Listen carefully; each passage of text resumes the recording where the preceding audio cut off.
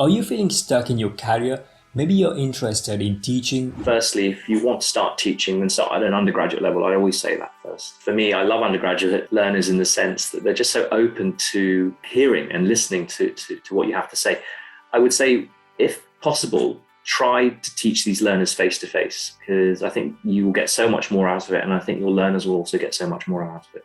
From a practical perspective, get in touch with the medical school and the primary care department of the medical school to see what opportunities might be out there. If you're looking really for regular teaching slots, then you will need to be in a training practice that is affiliated with that medical school, and you will likely have to be a salary GP in order to take on those slots. Those slots will need to be negotiated in part of any salary contract. So I think if you're going into a post thinking that you'd like to teach, you need to mention that very early on to your potential employers to see what opportunities there might be.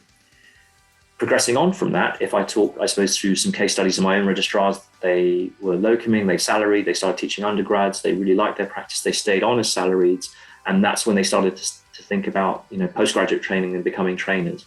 At that point, you need to be signing up to the educational supervisors course through HEE.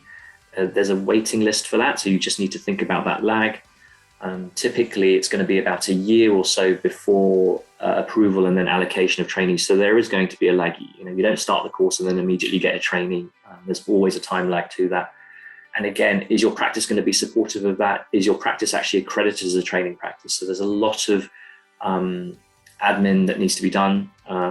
There's quite a robust approval process that needs to be looked at. Perhaps maybe you want to be involved in teaching other allied healthcare professionals. Again, these kind of opportunities, working through the primary care department, often then what happens is you will network, you will get contacts with, as I did, for example, University of Manchester and their CPPE program, which is their community pharmacist program, and their clinical pharmacist program. And then, if you have the opportunity, they'll invite you to teach. And if it goes well, they'll invite you back. So, yeah, lots of little doors can always open big ones later on. Yeah, I think it's really important to try and build your skill set. You stack it on one on top of another.